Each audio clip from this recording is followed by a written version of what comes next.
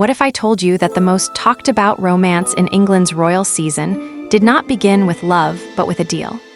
A deal between a feared prince known for his cold heart and a gentle young lady whose kindness was mistaken for weakness. Today's story is inspired by the famous courtship of the Duke of Hastings and Daphne Bridgerton, but retold with two beloved fairy tale figures. Prince Adam, once known as the Beast, now restored to royal life, and Lady Ella, Cinderella, the quiet girl who rose from ashes to ballrooms. This is not the story you know. This is what happens when reputation, pressure, family duty, and hidden wounds collide in England's royal society. Prince Adam had been absent from court for many years. After the curse that once turned him into a beast was broken, he did not rush back into royal celebrations or public appearances. Instead, he stayed in his distant estate, rebuilding his life and reputation quietly. But now, the king had summoned him back to London. The reason was simple and unavoidable.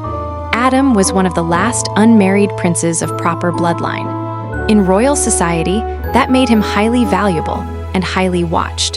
When he arrived at court, whispers followed him. Some said he was still dangerous, others said his heart had grown colder than before, many believed no woman would ever truly soften him. And Adam did nothing to correct them. He had no interest in marriage, no interest in love, and certainly no interest in being paraded before young ladies whose families wanted his title more than his heart. Across town, another debut was happening. Lady Ella, recently recognized as a noble by birth after her fairy godmother revealed her lineage, was finally being introduced into society. She was kind, polite, and naturally graceful, but also inexperienced.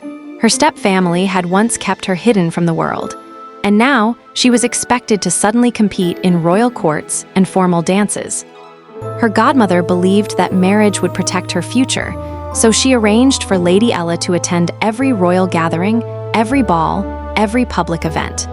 Prince Adam and Lady Ella first met not at a ball, but at a garden gathering hosted by the Queen. Their conversation was awkward, polite, and short, but something unexpected happened afterward. Ella overheard several young men discussing her like a prize to be claimed, and Adam overheard several noblewomen discussing him like a dangerous challenge. Later that evening, they crossed paths again near the palace balcony. That's when Adam made a bold suggestion. He proposed that they pretend to be interested in each other. Not for love, but for protection. If society believed Cinderella was already attached to a prince, the unwanted suitors would leave her alone. And if society believed Adam was considering marriage, the royal family would stop pushing women toward him. Lady Ella was shocked, but after thinking about it, she agreed. They set rules, no real courtship, no promises of marriage, and when the season ended, they would go their separate ways. It was only a performance. Their plan worked almost too well.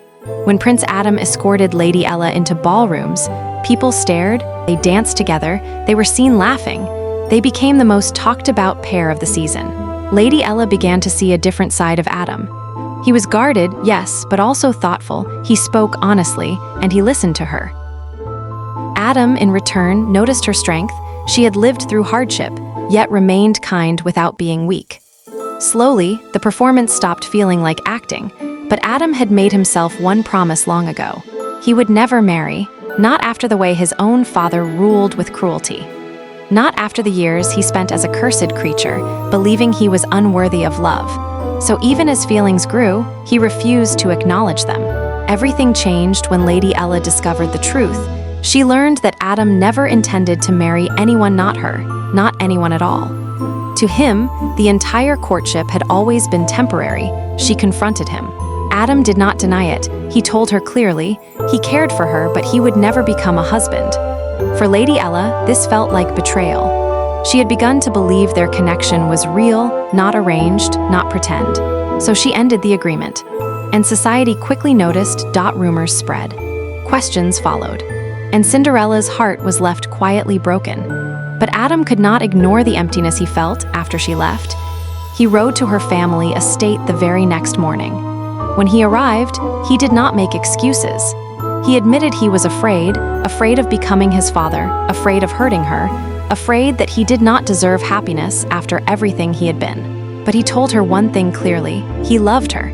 And this time, he was not pretending. He asked for her hand, properly not as a prince making an offer, but as a man asking for a future. Their marriage did not become famous because of wealth or status. It became famous because it showed something rare in royal society, that even those with power, reputation, and past mistakes can still choose to grow. Sometimes the most powerful love stories are not about perfect people, but about broken ones learning how to love. And that is how the prince once known as the Beast found a home not in castles, but in the heart of a girl who once slept by the fireplace. A story of fear, pride, healing, and choosing love. If you enjoyed this royal fairy tale retelling, don't forget to like, subscribe, and tell me which characters you'd love to see in the next story.